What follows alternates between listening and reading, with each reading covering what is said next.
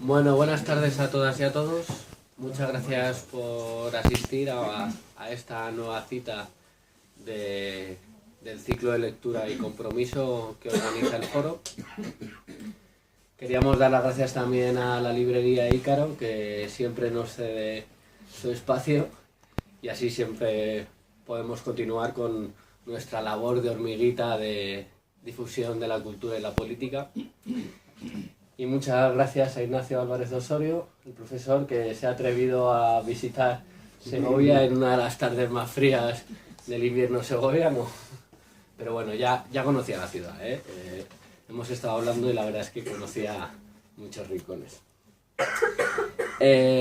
Vamos a hacer una breve descripción porque la verdad yo estoy muy contento haberle podido traer, porque bueno, con este tema de Siria ha habido mucha controversia y mucha desinformación, ¿no? Antes me preguntaba un poco por qué el tema de Siria y por qué había contactado con él.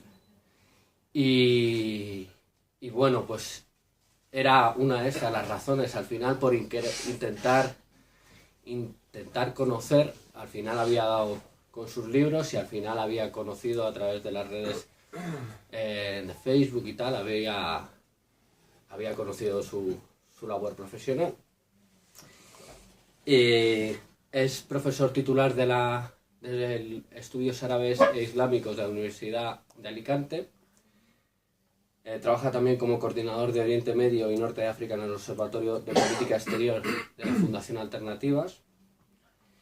Investigador del Instituto Interuniversitario de Desarrollo Social y para la Paz. Miembro de la Junta Directiva del Comité Español de la Agencia de Naciones Unidas para los Refugiados Palestinos.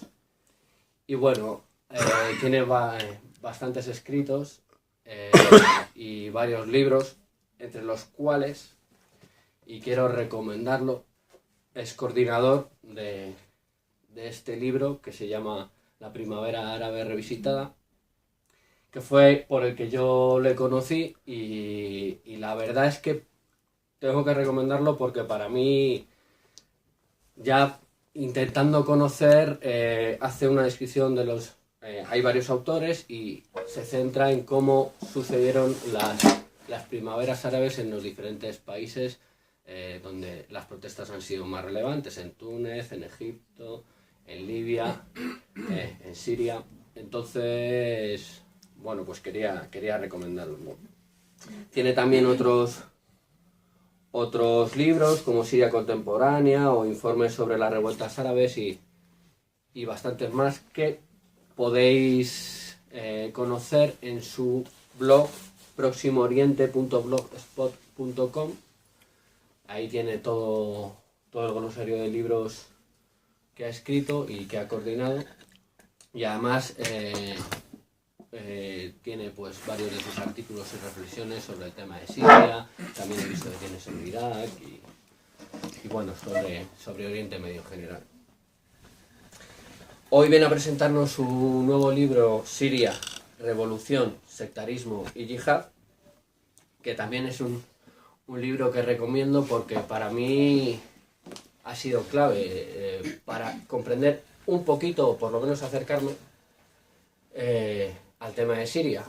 Con toda esta desinformación que hablábamos, pues este es un libro fácil de entender y sobre todo yo creo que es muy didáctico. Para mí, bueno, pues hace un proceso de lo que es la Siria antes de que comienza la guerra con el régimen de los Assad, luego cómo empiezan las primeras protestas, toda la represión que hay y luego la posterior militarización del conflicto y tal. No voy a hablar más del libro porque para eso tenemos el autor que lo va a hacer mucho mejor que yo. Pero sí quería destacar que el tema de Siria a los compañeros del Foro Social nos ha preocupado mucho desde el principio del conflicto. Por su importancia, tanto el conflicto en sí, por supuesto, para los sirios, pero también para todo todo el conjunto de la zona de Oriente Medio y los países de fuera, por la cantidad de países que hay implicados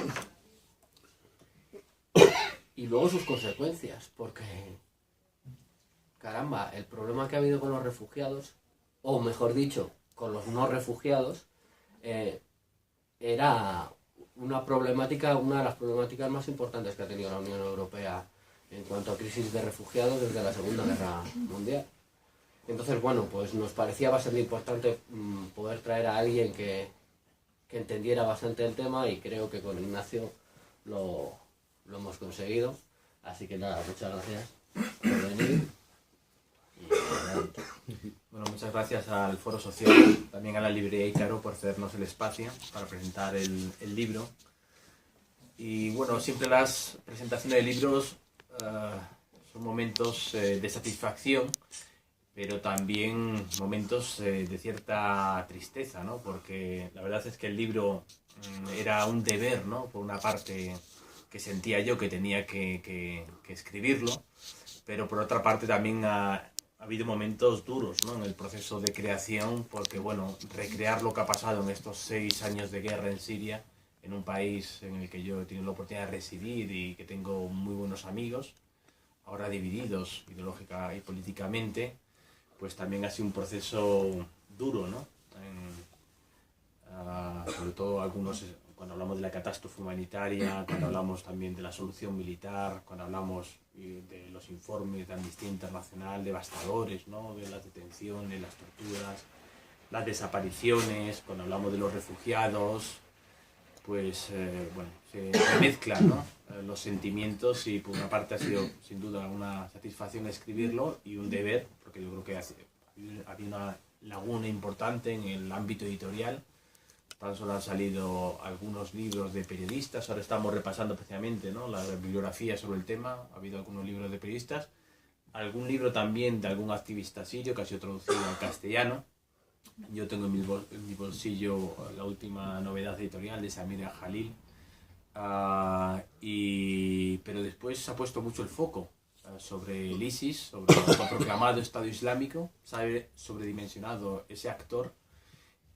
Y se han infravalorado otras experiencias que yo creo que también hay que contarlas, ¿no? Como los comités locales, las experiencias de organización en todas las ciudades rebeldes que se alzaron contra el régimen de Bashar al-Assad, y son cosas que normalmente no se hablan en los medios de comunicación, que suelen focalizar la atención en este actor yihadista como si única y exclusivamente hubiera un dilema entre el régimen y el ISIS, ¿no? Cuando sobre el terreno hay cientos de actores, milicias, activistas que también, ¿no? En un primer momento salieron a la calle para demandar reformas, libertades, un cambio político, y que fueron brutalmente reprimidos, ¿no? Entonces, bueno, el objetivo del libro es precisamente tratar de contar lo que ocurrió en estos 6 años, cómo hemos llegado hasta aquí, lo cual no es una tarea sencilla. Como bien ha dicho Carlos, estamos sometidos, ¿no? A un bombardeo mediático, se habla mucho de ciertos temas, nada de otros. Hay mucha información a través de las redes sociales, más que nunca, de las que podemos muchas veces digerir, pero también mucha desinformación, intentos intencionados de confundir a la opinión pública y enfrentar, ¿no? Es decir, que todos los rebeldes son yihadistas y que no ha habido, ¿no? Ningún tipo de alternativa democrática, ¿no? Y efectivamente hay una tercera vía. Esto en los últimos años también, y algunos de los testimonios los recojo en el libro. He tenido la oportunidad de viajar por la zona del Oriente Próximo, por los países limítrofes, y hablando con activistas sirios, insisten en esta idea, ¿no? Es decir, quieren plantear ese falso dilema, que es el no autoritarismo, que se sustituiría por otro autoritarismo islamista, pero siempre ha habido una tercera vía, la vía de la democracia, la vía de los derechos humanos, que siempre ha sido brutalmente golpeada e intentada suprimir y arrancar, ¿no? Desde sus raíces, ¿no? Esa presencia siempre la ha habido, ¿no? Entonces, bueno, precisamente en el libro lo que trato es de narrar lo que ocurrió en Siria, pero recurriendo casi siempre a los propios sirios, ¿no? Porque muchas veces muchos libros, ¿no?, que se han hecho sobre el ISIS se hacen desde una capital europea, con gente que no ha puesto las botas sobre el terreno y que conoce a veces de manera superficial la zona o por estancias muy cortas. Entonces yo notaba, ¿no?, también que cuando leía la prensa y cuando buscaba información, que se daba muy poco la voz a los propios sirios, ¿no?, al régimen. Y hay muchísimas entrevistas, por ejemplo, con el presidente Bashar al-Assad, concedidas a medios internacionales, occidentales, latinoamericanos también, y son muy poco conocidas, ¿no?, la narrativa del régimen, ¿no?, cómo ha ido evolucionando en estos últimos 6 años.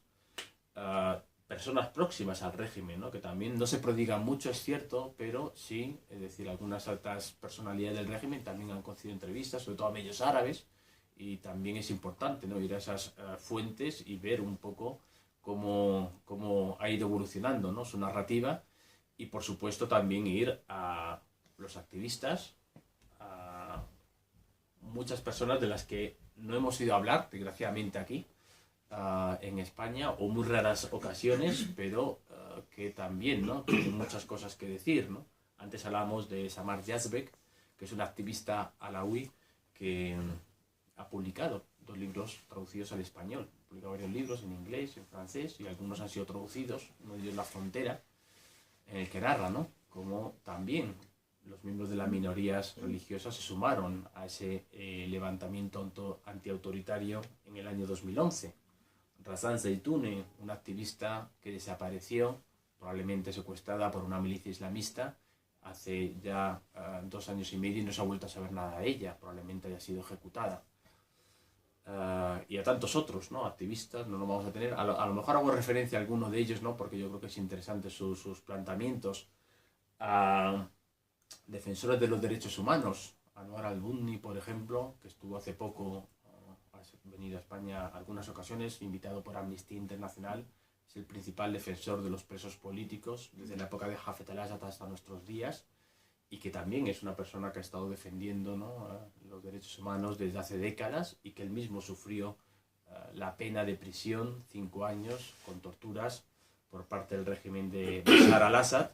Y son personas, ¿no?, obviamente, que tienen, yo creo, que realizar pues una aportación, ¿no?, y una lectura clave, ¿no?, de lo que ha ocurrido en Siria, sin que vengan filtrados por lo que dice un periodista americano, lo que dice un periodista francés, un periodista de cualquier otro lugar del mundo, ¿no? Entonces, he intentado, ¿no?, recurrir a esas fuentes, y además en muchas de las ocasiones, de hecho, hemos viajado yo con algunos compañeros del equipo de investigación que antes ha mencionado a la zona, y hemos podido hablar pues con intelectuales, académicos, directores de cine, activistas, refugiados, y también, ¿no?, conocer de primera mano su versión de los acontecimientos, que yo creo que eso también falta, ¿no?, en la narración que nos dan muchas veces los medios de comunicación, ¿no?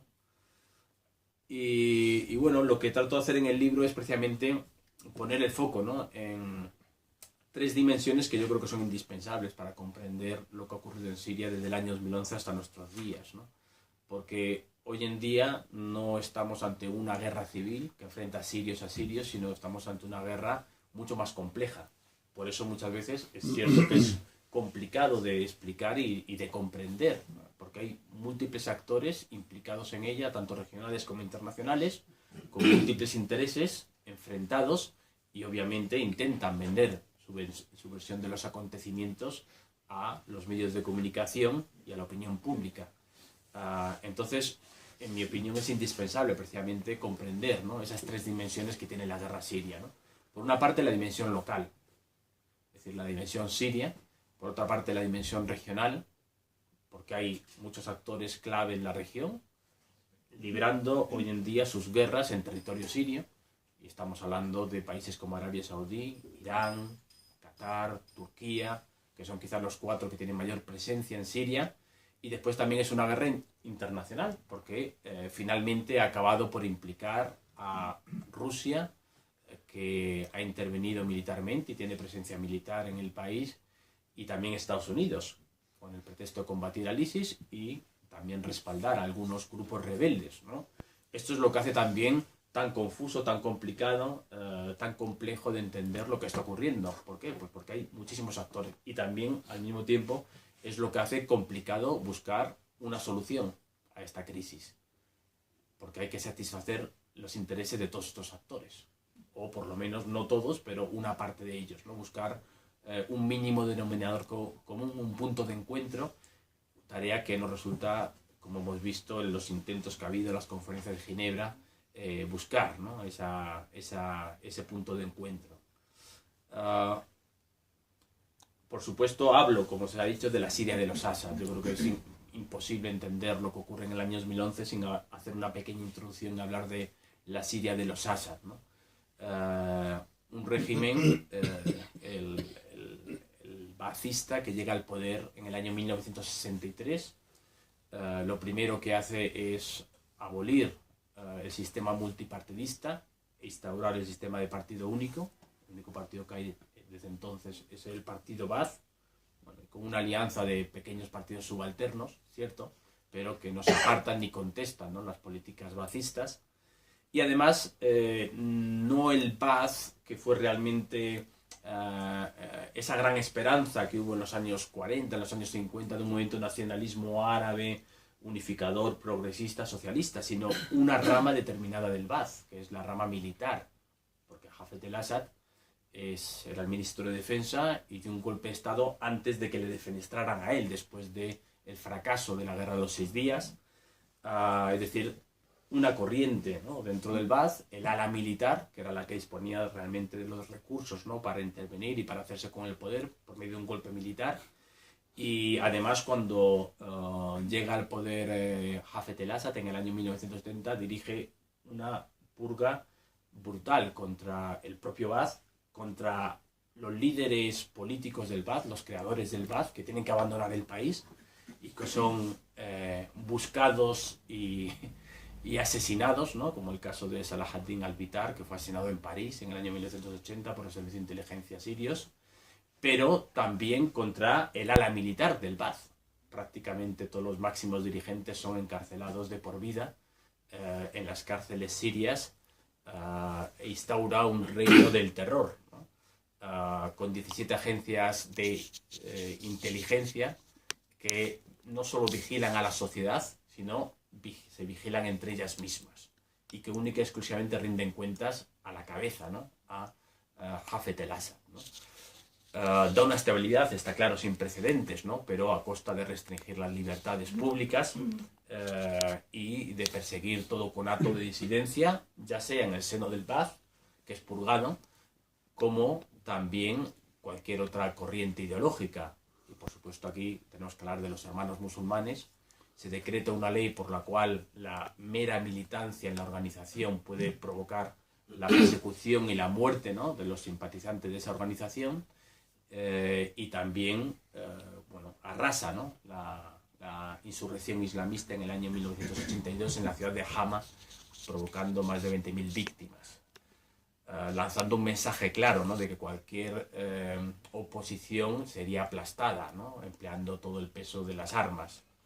Pero no solo persigue a los islamistas, también persigue a los sectores de izquierdas, ¿no? El Partido Comunista es perseguido con especial saña, al igual que había hecho en Egipto Nasser en los años 50, y sus líderes son encarcelados de por vida en unas condiciones aparte especialmente indignas, ¿no? En el caso, por ejemplo, de Riyad Atatürk, el máximo dirigente del Partido Comunista Sirio, es encarcelado en una celda de aislamiento durante 17 años sin poder hablar ni tan siquiera como una persona, ¿no?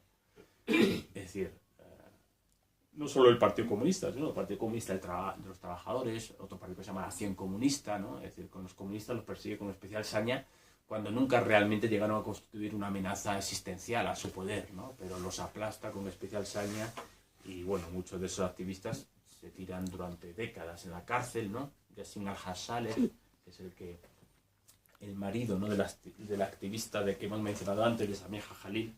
Aunque estemos hablando de mi libro, también podemos hablar de otro, ¿no? Yassin al-Hassaleh es un libro que acaba de salir ahora, también dirigente del Partido Comunista, 16 años en la cárcel. En muchas ocasiones, como hay leyes de excepción, no saben muy bien de qué se les acusa. Ni tan siquiera hay juicios, entran en la cárcel, pero no saben ni cuál es la acusación, ni cuánto tiempo van a estar allí, ¿no? A veces se creen que va a ser meses y se tiran décadas, ¿no? Y bueno, lo curioso es que cuando Hafez el-Assad fallece en el año 2000, eh, sitúa en la sucesión a su hijo Bashar al-Assad. Curiosamente, lo digo porque bueno, se crea una república hereditaria o un régimen prácticamente monárquico. A pesar de que Siria se sigue llamando la República Árabe Siria, en el año 2000 dejó de ser una república, ¿no? Aunque la única manera que puede de mantenerse esas prebendas que habían alcanzado y conquistado en 30 años de poder de su padre es eligiendo al hijo como sucesor, ¿no? Nadie quiere arriesgarse, nadie quiere dar el paso adelante, nadie quiere contrariar tampoco a Hafez el-Assad y dicen, bueno, es alguien joven, tenía 34 años de edad, inexperto, realmente su profesión era la de oftalmólogo, no tiene una gran experiencia en asuntos políticos y por lo tanto consideramos que va a ser fácilmente manipulable.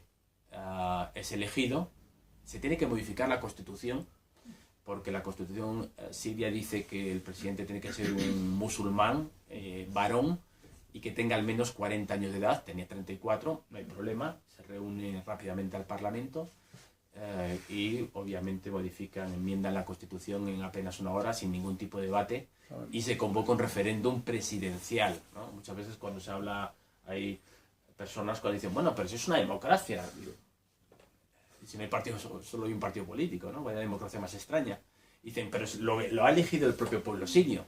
Bueno, lo ha elegido en un referéndum, sin ningún otro candidato alternativo. Y después, bueno, las elecciones en Siria son como las que ocurrían en Egipto, es decir, que votaban un 5, un 6, un 7% de la población, porque todo el mundo sabía que el pescado estaba vendido y para qué vamos a acudir a hacer el teatro en el que no creemos, ¿no? Entonces, las tasas de participación real pues no creo que fuera mayores de un 10% en ningún caso y por supuesto el resultado siempre 97-98% de supuesta aprobación, ¿no? A su gestión.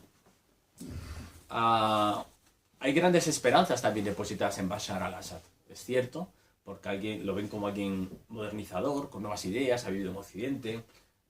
También en sus primeros discursos insiste mucho en la idea de introducir reformas. Esto tiene que cambiar. Lo que pasa es que las reformas se encaminan sobre todo hacia el ámbito económico, no al ámbito político. Él se compara mucho, ¿no? Con los 5 dragones, dice que hay que desarrollar la economía y que la sociedad siria no está preparada para cambios políticos y para el pluripartidismo, no es lo suficientemente madura. Entonces dice, bueno, vamos a priorizar primero esos cambios de índole económica, pero lo político lo relegamos en segundo plano. Y empieza a introducir una serie de formas que lo llaman allí la descarga del Estado. El Estado, que como Estado pues, socialista, empieza a abandonar algunas de las tareas que había desempeñado en las últimas décadas. Entonces empieza a alejarse, ¿no? De la sociedad, empieza a retirar, ¿no? Por ejemplo, su presencia a lo mejor en el sector educativo, en la sanidad, empieza a permitir que se privaticen, ¿no? Algunos sectores, que se creen las primeras universidades privadas, los primeros hospitales también privados, y esto también produce una merma, ¿no? de esos servicios públicos que hasta aquel momento habían cubierto y habían sido gratuitos para el conjunto de la población.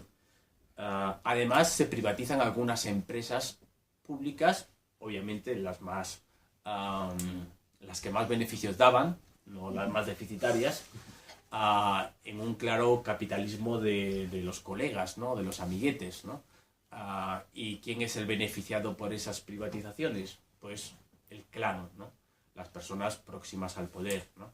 Incluso en muchos de los casos los propios familiares de Bashar al-Assad. La principal fortuna del país es un señor que se llama Rami Makhlouf, que es el primo hermano de Bashar al-Assad y que en tan solo una década consigue una fortuna de más de 50.000 millones de dólares. Se le da el servicio de telefonía móvil. Aquí tuvimos un proceso paralelo, ¿no? Muy parecido, ¿no? En la época de José María Aznar, ¿no? Que dio, ¿no? Las empresas públicas a sus amiguetes, ¿no? de la escuela, en muchos de los casos, como Telefónica. Pues algo parecido ocurre, ¿no? en esa fase y edifica, ¿no? el primo, que muchos dicen que es el hombre de paja, ¿no? De Bashar al-Assad, un imperio, un holding, que se llama el Holding Sham, que tiene prácticamente tentáculos en todos los sectores de la economía, ¿no? La principal compañía de teléfonos móviles la controla él. Compañías inmobiliarias, hay un boom inmobiliario, ciertos paralelismos, ¿no? En algunas cosas, un boom turístico, las grandes empresas también las controla el holding SAM, transportes, compañías de autobuses, medios de comunicación, los nuevos canales de televisión que se crean también se les dan a su primo, y bueno, construye un inmenso imperio, una inmensa fortuna, periódicos, radios, televisiones, etcétera, etcétera. Y también, obviamente, las personas, las migajas se las quedan también la gente que está bien situada, bien conectada con el poder. Ahí los llaman los hijos de la autoridad o los hijos del poder, que son pues los hijos del ministro del todopoderoso ministro de Defensa, del ministro de tal, del ministro de cual, pues están bien situados, tienen buenas conexiones y también se benefician, ¿no?, de ese proceso de privatizaciones.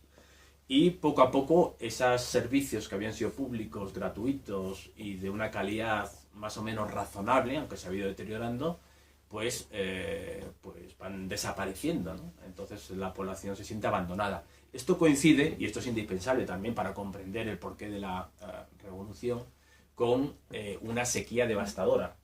Y por supuesto también con la hostilidad manifiesta de la administración norteamericana de Bush, ¿no? Es el año final de Siria.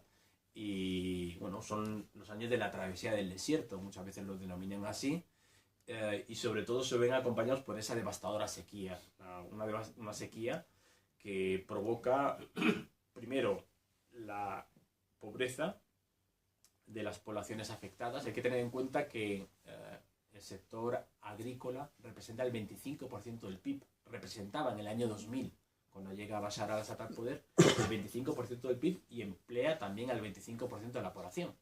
Pues esa devastadora sequía, la más intensa en todo un siglo, provocada también por el cambio climático, va a tener efectos claros, ¿no?, en la economía siria, que sufre un retroceso, y también movimientos de población agrícola a las urbes, a las grandes urbes, las más próximas, claro, ¿no? Cerca de 1,5 millones de personas. Un país que tiene unos 20, 21 millones, es decir, 1,5 millones de personas, no está mal, casi el 10% de la población tiene que moverse como consecuencia de esa sequía a las urbes, y en muchas de las ocasiones se encuentran, ¿no?, con el encarecimiento de la vivienda, y con que no encuentran empleos o solo encuentran empleos precarios, y esto es lo que hace que se creen pues barriadas pobres de campesinos recién llegados. Muchos se van, es cierto, también al Líbano, y bueno, es decir, crea ahí un foco de descontento de personas que se sienten completamente abandonadas a su suerte y que consideran que el régimen no se acuerda de ellas. Es curioso porque en el año 2011, cuando empiezan esas movilizaciones claramente en el marco de la primavera árabe, no van a ser las grandes urbes, no va a ser Damasco la capital política, no va a ser Alepo la capital económica donde arranquen esas movilizaciones, van a ser en todas las zonas rurales más golpeadas por la sequía. En el sur de Homs, Hama, ciudades con las que a lo mejor no las conocíamos, pero ya nos hemos familiarizado porque salen constantemente en los medios de comunicación. Y son ahí donde arrancan esas manifestaciones, sobre todo jóvenes, descontentos. Es uno de los países más jóvenes, además Siria, ¿no?, dentro del mundo árabe, con población más joven, 55% con menos de 25 años en el año 2011, y muchos de ellos, claro, las tasas de desempleo son de más de un 50%. Gente sin expectativas, sin futuro, que al ver lo que ocurre en Túnez, al ver lo que ocurre en Egipto, pues también decide movilizarse, no solo por razones políticas, no solo con demandas, con una agenda política, sino también con demandas de una agenda económica, ¿no? Quieren reformas, quieren la persecución de la corrupción sistemática. Tenemos que tener en cuenta que la pobreza se ha disparado en esa primera década de poder de Bashar al-Assad. En el año 2000, cuando llega al poder, había un 22% de pobreza. En el año 2011, cuando estalla la revolución, había un 33% de pobreza. Es decir, en muy poco tiempo ha crecido de una manera brutal. Entonces, bueno, tienen una agenda de índole económica, la persecución de la corrupción, que se emprendan medidas para ayudar a estos sectores desfavorecidos. También, ¿no? Reformas políticas reclaman, ¿no? Introducción del pluripartidismo, liberación de los presos políticos, retorno de los exiliados, final de las leyes de excepción, es decir, una conjunción, ¿no?, de demandas muy similar a las que se planteaban en Egipto, las que se planteaban en Túnez, ¿no? ¿Qué ocurre? Que aquí hay una diferencia importante, porque en el caso de Túnez, en el caso de Egipto, consiguen por lo menos descabezar a la cabeza, no cambiar el régimen, ¿no?, pero sí descabezarlo. Cae Ben Ali, cae Mubarak. En el caso de Siria no cae Bashar al-Assad. ¿Por qué? Entre otras cosas porque ya sabe lo que ha ocurrido en esos países, tiene esa ventaja, dice, si introduzco pequeñas reformas, lo más seguro es que se cree una bola de nieve y reclamen cada vez más y más reformas, ¿no? Entonces, él opta desde un primer momento por esa solución militar, ¿no? Manda a sus servicios de inteligencia, a las unidades militares de élite, a callar, ¿no?, esas manifestaciones, disparando contra los manifestantes y provocando que en pocas semanas sean cientos las víctimas, ¿no? Y además, también otro elemento importante es que el ejército, en muchos de los casos, no cumple las órdenes y se pasa al lado de los opositores con sus armas. Con lo cual, progresivamente, y ya tenemos, ¿no?, casi 4 o 5 meses, en julio se crea el Ejército Sirio Libre, es decir, que ya tenemos en verano, ya tenemos la militarización de la revuelta, ¿no?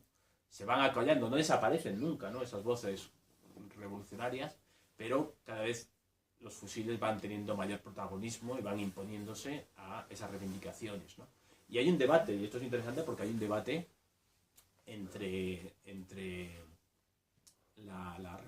los activistas, los manifestantes. Muchos consideran que es un error, ¿no?, tomar las armas. Dicen, le estamos dando el argumento que quiere el régimen, porque el régimen estaba empezando a hablar de que estaban infiltrados grupos yihadistas, que había una conspiración regional para derrocar al régimen. Y dicen, bueno, esto es darle argumentos y llevar al campo que ellos quieren, ¿no? Y hubo varios debates sobre el tema y mucha gente, muchos activistas apostaron claramente por mantener la resistencia civil, ¿no?, y porque fuera pacífica, no tomar las armas, porque esto podría generar una dinámica peligrosa, ¿no? Curiosamente, las voces que apoyaron, ¿no?, o que siguieron apostando por la resistencia civil fueron de las más combatidas por el régimen, ¿no? Que quería claramente también militarizar la revolución, ¿no? Hay con esa idea, ¿no?, de dar la voz, ¿no?, a los propios activistas, a los propios sirios.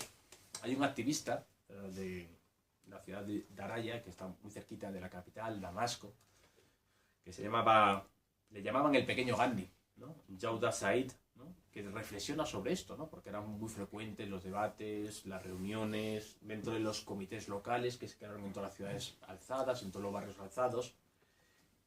Y él escribía esto, ¿no?, me parece interesante retomarlo, ¿no?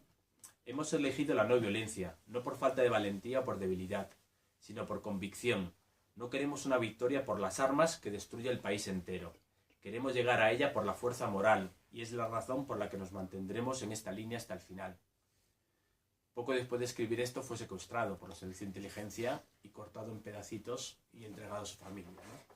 Entonces, los activistas que defendían la vía pacífica suponían un estorbo, ¿no?, para el régimen del Assad.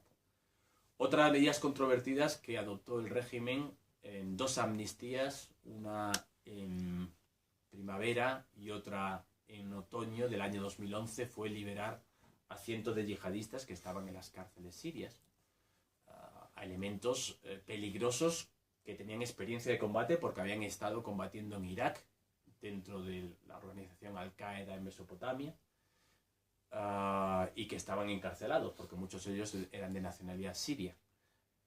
Pues otra de las medidas más controvertidas fue liberar a 250 yihadistas peligrosos que en los meses posteriores se pusieron al frente de los principales grupos yihadistas del país, entre ellos el Frente al-Nusra, el brazo de Al-Qaeda en Siria, entre ellos Ahrar al-Sham, entre ellos el Ejército del Islam, responsable de la desaparición de este activista de izquierdas,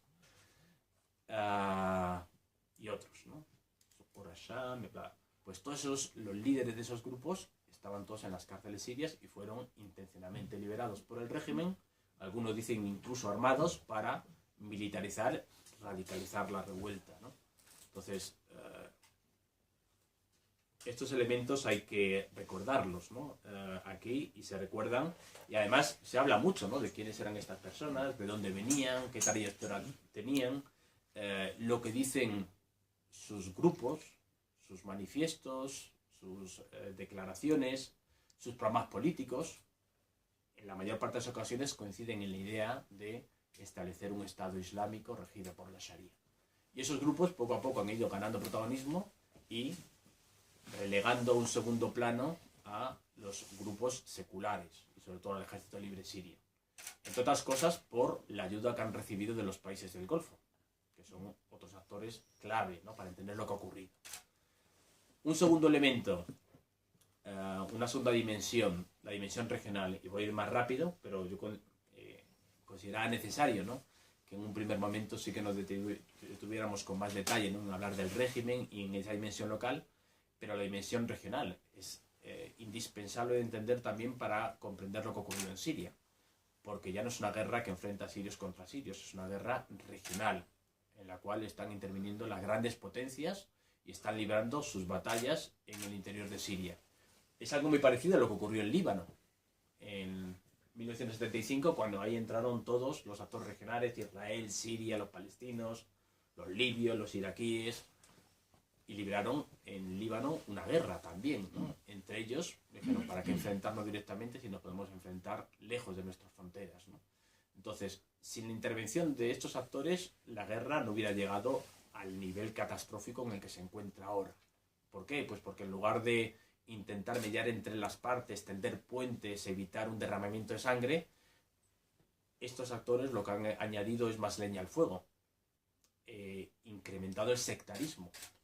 Hay mucha gente que dice, bueno, es que estos temas no me interesan. Bueno, es que Arabia Saudí ha patrocinado a múltiples grupos de tendencia salafista que se han hecho poco a poco con el poder y han secuestrado la revolución. Entonces, no se puede entender el devenir de la guerra siria sin hablar, ¿no? De Qatar, que apoya ciertos grupos, de Arabia Saudí, que apoya otros grupos, y, por supuesto, les marca las agendas. Es decir, no es que diga voy a hacer una ayuda desinteresada, es una ayuda completamente interesada a cambio de cesiones y a cambio de que estos grupos acepten y se conviertan en correa de transmisión de la ideología imperante en Arabia Saudí, que es la ideología wahhabí, que quieren poco a poco, progresivamente, expandir por la región. Entonces, bueno, es una ayuda claramente condicionada, interesada, que ha agravado los problemas de Siria. Y, por supuesto, lo mismo podemos decir de Irán. Irán es el gran apoyo que tiene el régimen sirio. Le ha estado apoyando con armas, le ha estado apoyando también con petróleo, le ha estado apoyando también desde el punto de vista económico. Y cuando empezó a ser desesperada la situación del régimen, porque cada vez perdía más posiciones y parece que era inminente su caída, no dudó en movilizar a milicias yihadistas chiíes de los países del entorno para combatir del lado del régimen sirio. Estamos hablando del Hezbollah libanés, que se ha implicado activamente, unos 10.000 combatientes en territorio sirio, pero también de milicias chiíes, iraquíes, con una agenda sectaria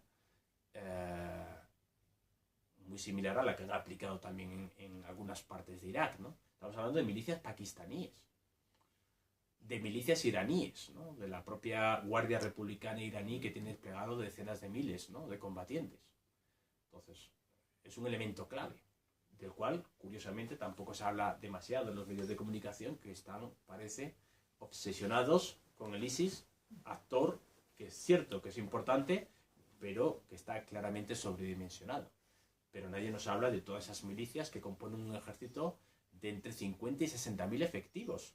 Es decir, 2 o 3 veces más de los que dispone el ISIS. Pero no nos hemos encontrado prácticamente ninguna línea en la prensa de estos actores que son claves para explicar el por qué el régimen poco a poco va recuperando las posiciones perdidas y consigue en los últimos meses, en las últimas semanas, reconquistar Alepo. Pues quien ha reconquistado Alepo no es el ejército del régimen, es la aviación rusa y las milicias chiíes regionales, con una agenda claramente sectaria. El ejército sirio ha tenido una participación completamente residual, ¿no? Lo cual, ya digo, esa intervención de estos actores regionales ha echado más leña al fuego y sobre todo ha intensificado el sectarismo. Entonces, no podemos decir que la guerra siria es una guerra única y exclusivamente sectaria, pero es imposible comprenderla sin aludir al sectarismo. Es un elemento clave hoy en día, ¿no? Y de hecho hay un arco chií. Pues no olvidemos que Irán es quizás el gran beneficiado de la caída de Saddam Hussein, del régimen de Saddam Hussein en Irak en el año 2003, porque poco a poco ha ido ocupando espacios, tutela al actual gobierno iraquí, sin ningún género de dudas. También tiene un papel importante en Líbano. Esto se ha visto, ¿no? Ahora que se ha elegido el nuevo presidente, hasta que se ha elegido al que quería Irán, ha estado 2 años sin presidente el país. Y ha practicado el bloqueo, ¿no? Hezbollah hoy en día tiene capacidad de bloquear cualquier decisión gubernamental en Líbano. Y por supuesto en Siria. ¿Quién va a ser el gran beneficiado en el caso de que Bashar al-Assad permanezca en el poder?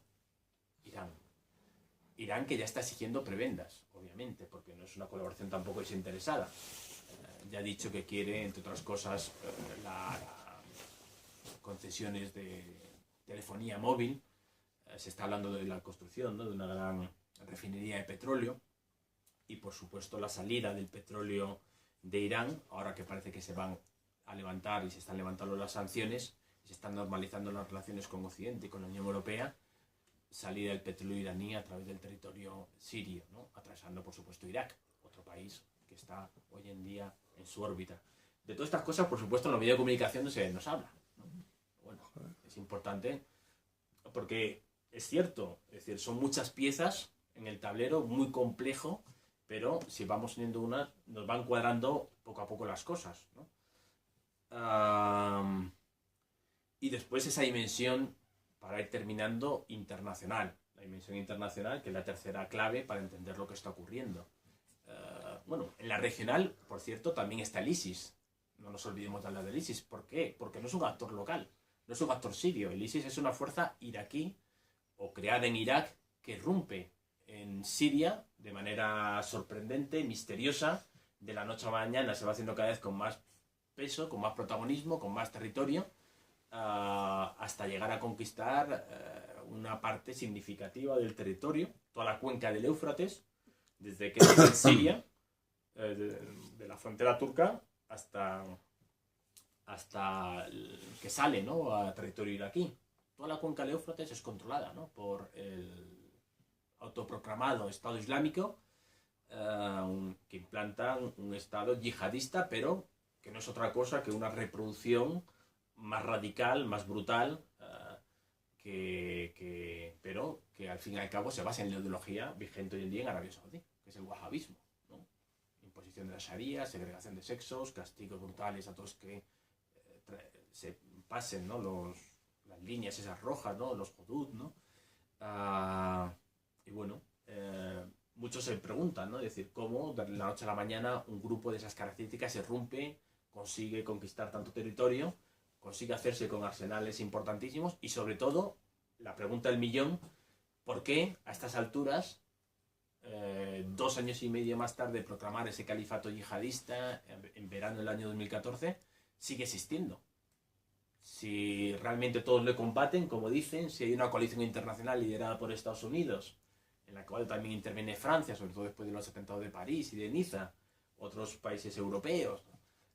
Si también Rusia justifica su intervención en el país aludiendo a que quiere combatir al ISIS, si también el régimen dice que o nosotros somos el ISIS y nosotros somos los únicos que lo combatimos, los rebeldes también, las milicias kurdas también, como el ISIS sigue exactamente detentando el poder en las mismas áreas que hace prácticamente 2 años. Ha perdido algunas posiciones, ha visto como algunos de sus líderes eran asesinados, ¿no?, en ataques selectivos, pero incluso se permite hacer hace poco una demostración de fuerza como es la conquista de Palmira, Entonces, bueno, hay muchas interrogantes. Hay muchas cuestiones sin resolver, ¿no? Es decir, ¿por qué el ISIS sigue siendo un actor clave hoy en día en Siria? ¿Y por qué después de 2 años y medio de intensos bombardeos y de combate por parte de múltiples actores no ha cedido prácticamente un ápice del territorio, solo la zona fronteriza con Turquía, ¿no? Y esto no porque la acción de Rusia ni Estados Unidos, sino por la acción sobre todo de Turquía, que ha intervenido militarmente y ha entrado con sus tropas en el territorio sirio, ¿no? Entonces, muchas interrogantes, pero es un autor regional.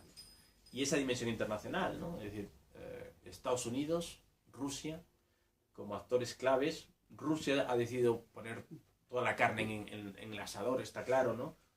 Porque se ha metido de lleno, sobre todo en otro de los momentos clave, ¿no? Cuando parecía que el régimen otra vez estaba perdiendo posiciones, que atravesaba un momento de extrema debilidad.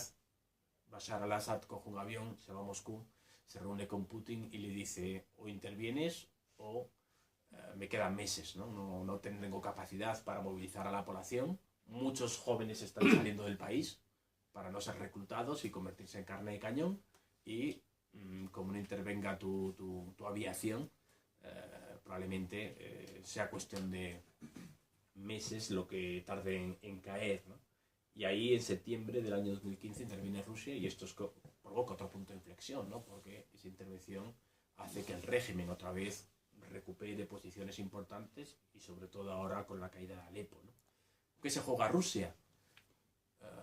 Esa también es otra de las grandes preguntas, ¿no?, a hacerse. Bueno, pues muchas cosas, ¿no? Es decir, bueno, primero, retornar a Oriente Medio. Había salido con el desmembramiento de la Unión Soviética, y quizás su principal aliado siempre fue Siria, ¿no? Mucho más que otros países con el que mantuvo una relación más estrecha, hasta ahí, hasta prácticamente la perestroika, ¿no?, donde Gorbachev se separó un poco, ¿no?, y redujo las ayudas. Era Siria, ¿no? Es decir, que si quiere retornar a Oriente Medio tiene que empezar por Siria, ¿no? Y se ha involucrado muy activamente también por cuestiones geoestratégicas. En Siria es donde tiene su única base naval la flota rusa en el Mediterráneo, la única base naval, y en esa tendencia de volver a estos escenarios, ¿no?, considera vital, ¿no?, el retornar a Siria. Ha construido también una gran base aérea en la zona mediterránea también, y por supuesto los intereses, ¿no?, de las compañías armamentísticas sirias, que son los grandes vendedores de armamento al régimen sirio, y también los intereses de las compañías petrolíferas rusas, que ya han firmado contratos para explotar, ¿no?, los yacimientos gasísticos sirios que se han encontrado en la costa mediterránea, y que muchos dicen que es la principal bolsa, ¿no?, que hay a escala mundial, ¿no? Es una compañía rusa la que lo va a explotar, ¿no?, por los próximos 25 años. El factor también de los gasoductos y los oleoductos, que muchas veces no le damos toda la importancia que debe tener. Qatar, no olvidemos que también es otro grande productor mundial de gas, y había planificado y estaba negociando con Bashar al-Assad desde hace años la construcción de un gran gasoducto que atravesase su territorio para abaratar los costes, ¿no?, del gas que se envía a los países occidentales. Ahí entraría también en rivalidad con Rusia, que es el que también está exportando el 25% del gas que se consume en Europa procede de Rusia. Entonces dice, bueno, si esto construye un gasoducto, esto no me va a gustar mucho, ¿no? Entonces, bueno, está defendiendo sus intereses geoestratégicos, económicos y también imperiales, ¿no? Y Estados Unidos, bueno, Estados Unidos, la política, ahora que estamos en tiempo de hacer un balance de lo que han sido los 8 años de presidencia de Obama, pues la política de Estados Unidos hacia Oriente Medio en general y hacia Siria en particular es completamente errática, ¿no? Es decir, se dicen cosas, después no se cumplen. En principio ha intentado abandonar la región para no enfangarse, tal y como se enfangó su predecesor en el cargo. Incidió mucho, ¿no?, en que su prioridad iba a estar en el Extremo Oriente, que no se iba a involucrar.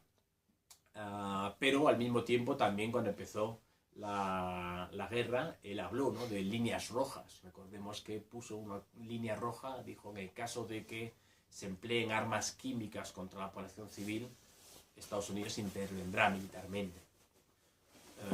lo cuenta Samira Jalil en este libro, ¿no? El asedio de Duma, la Guta, en agosto del año 2013 fue bombardeada con gas sarín, hubo 1.500 muertos en una sola noche, civiles todos, una zona rebelde que siempre se había demostrado contraria a Bashar al-Assad y no tuvo ninguna implicaciones. Estados Unidos enseguida se puso de acuerdo con Rusia de llegar a un acuerdo para desmantelar el programa de armas de destrucción masiva sirio, pero sin ningún coste para los responsables de la muerte de 1.500 personas y bombardear a su población con gas sarín, ¿no? Con armas prohibidas por las convenciones internacionales.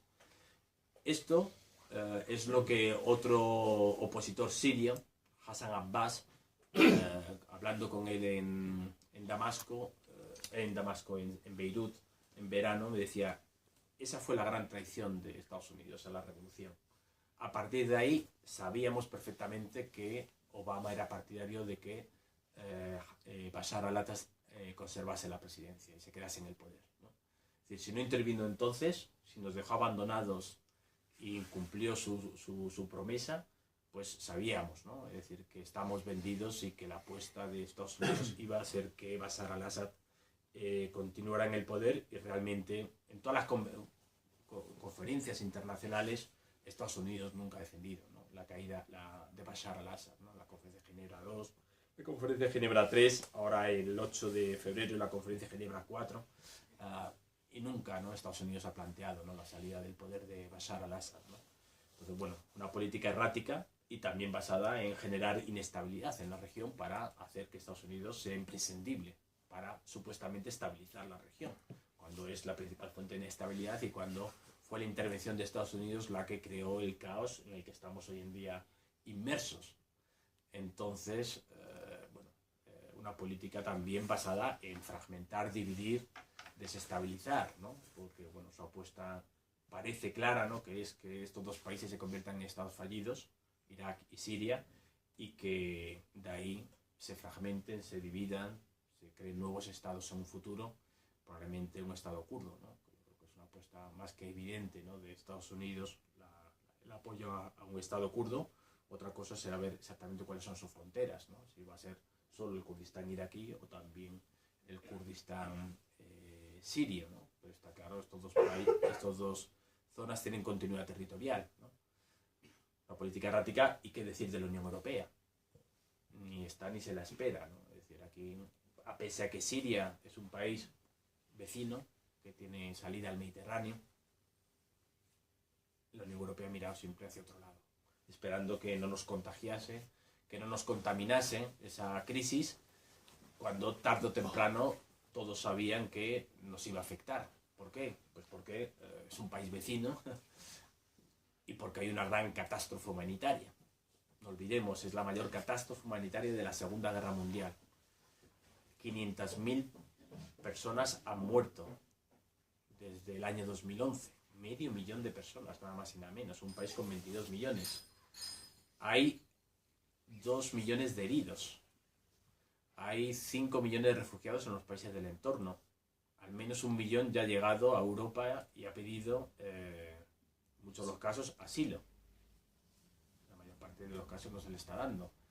Entonces estaba claro, ¿no? Que tarde o temprano esta situación caótica en la región iba a tener consecuencias devastadoras y que iba a desestabilizar la región y que iba a provocar un éxodo masivo. Y la Unión Europea ha preferido, ya digo, mirar hacia otro lado y no intervenir, no involucrarse, ni tan siquiera a nivel diplomático, ¿no? Porque, bueno, ¿cuáles son las iniciativas de la Unión Europea? Pues es bajar la cabeza, ¿no? Cuando Estados Unidos dice algo, hay que reunirse a Ginebra, pues vamos, ¿no? Pero no ha tenido ninguna iniciativa de calado importante para resolver la crisis siria, y tampoco ha sabido gestionar el problema de los refugiados, porque la gestión ha sido completamente nefasta y no hay nada más que ver en la televisión cómo están siendo tratados los refugiados que están varados, sobre todo en Grecia, una ola de frío polar, y parece que tampoco a la Unión Europea le preocupa esta cuestión. Y los cupos, recordemos que el plan Juncker hablaba, ¿no? De repartirse al menos, ¿no? Las personas que estaban en Italia y en Grecia, los refugiados, un total de 120.000 personas entre los 27 Estados miembros, y que a España le tocó un cupo de 17.002. No, es que lo miré ayer en CEAR, en el Comité Español de Ayuda al Refugiado, 17.337, de los que han llegado 979. En un plazo de 2 años tenían que haberlos sido reubicados, y cuando llevamos ya 1 año y medio del plan Juncker, nos encontramos con que solo España ha acogido al 6% de los que se había comprometido, ¿no? 979 de 17.000, y estamos hablando de un problema que afecta a millones de personas. Es curioso que un país como Líbano, con unos recursos extraordinariamente limitados, hoy en día el 25% de la población libanesa sean refugiados sirios, y los haya acogido, con muy pocas ayudas internacionales. Pero los países ricos europeos no nos podemos, apenas 979, ¿no? Hace unos días lo que había acogido España, ¿no? Y bueno, el resto de países europeos pues tampoco distan mucho, ¿no? de estos números, ¿no? Y bueno, para terminar ya, cuando empezó la revolución, uno de los mensajes que intentaba lanzar y que sigue intentando lanzar constantemente Bashar al-Assad es ese, ¿no? Es decir, yo o el caos, o el régimen o los yihadistas, ¿no? Lo que nos demuestran estas cifras es que el mantenimiento del régimen es el caos, ¿no? Porque el país ha quedado devastado, no tiene ningún futuro, hay una generación perdida, hay más de 5 millones de personas que probablemente no puedan volver jamás a Siria mientras esté Bashar al-Assad como presidente, porque han huido de zonas rebeldes y son considerados terroristas u opositores, con lo cual no van a poder volver fácilmente. Y bueno, el país tardará muchísimo tiempo, décadas enteras en reconstruirse y décadas enteras en reconciliarse, ¿no? Porque está completamente dividido. Y hasta aquí mi exposición. Yo creo que me he alargado un poco, pero dejamos tiempo para el debate, claro.